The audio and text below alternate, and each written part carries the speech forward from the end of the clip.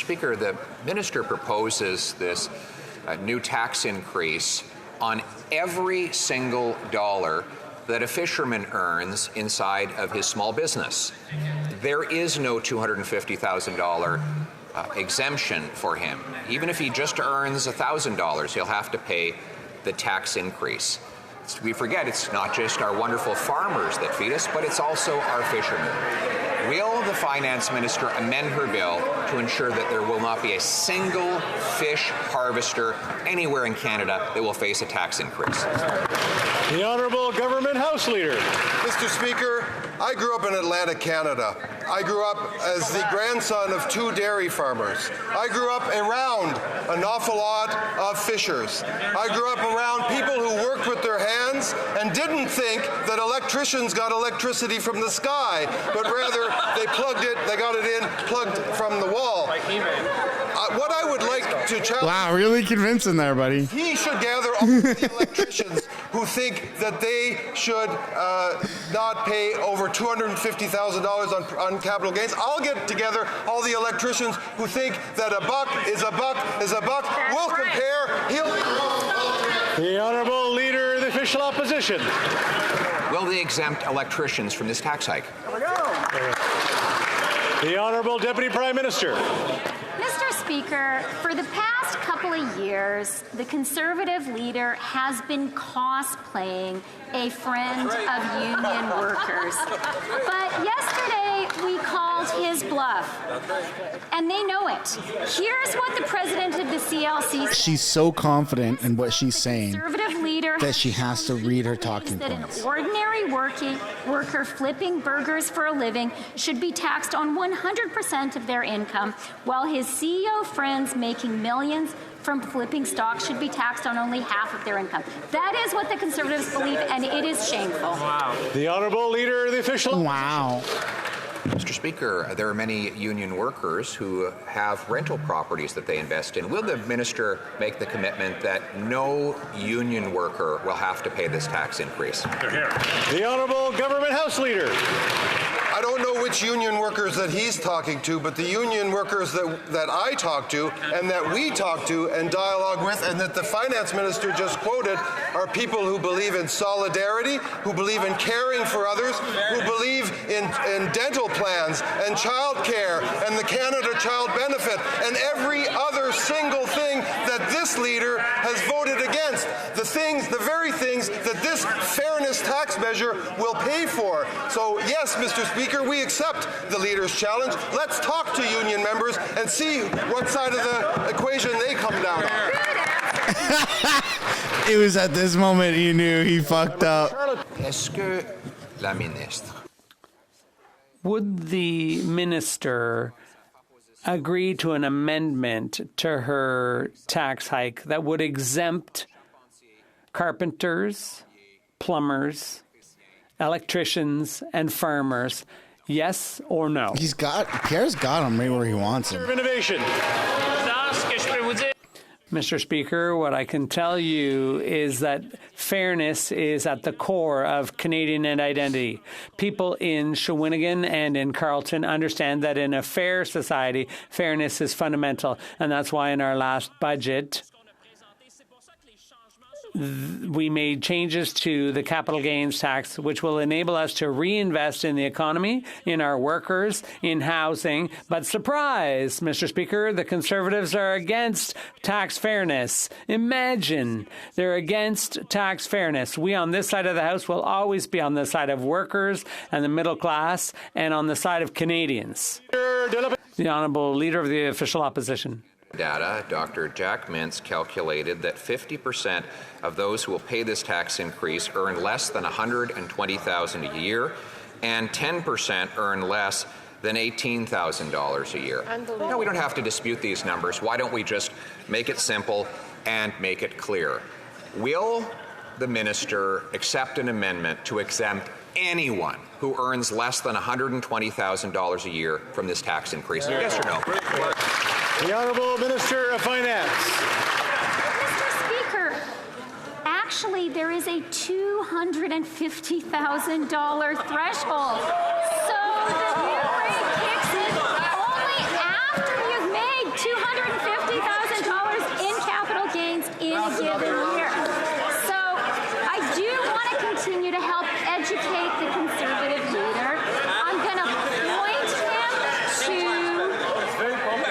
And I can't hear any of that. So, Yeah. Prime Minister. That was kind of hard to hear.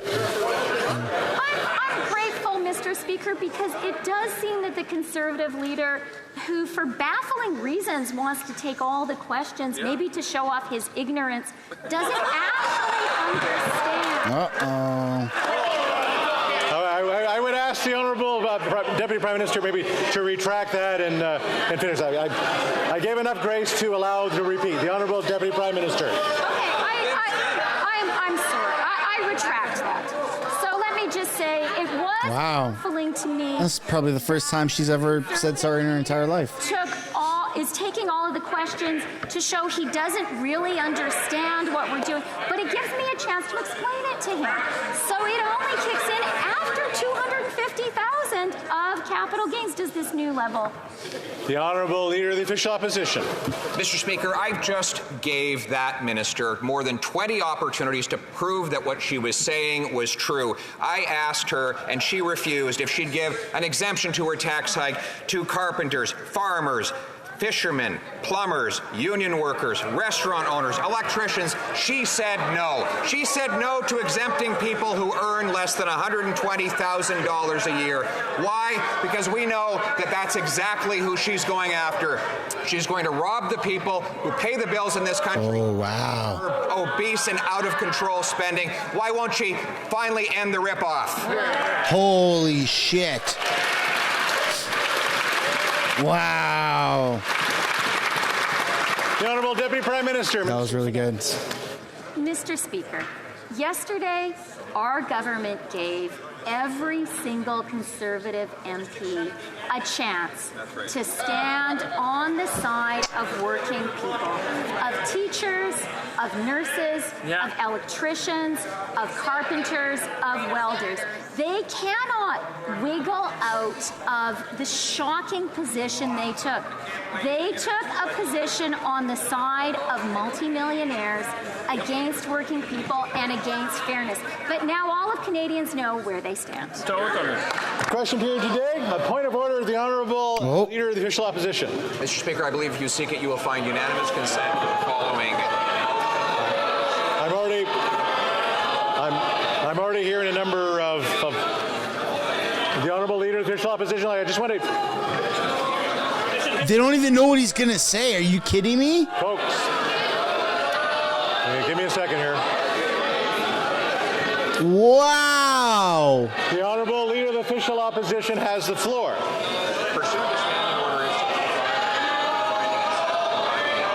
I don't even know what he's asking for.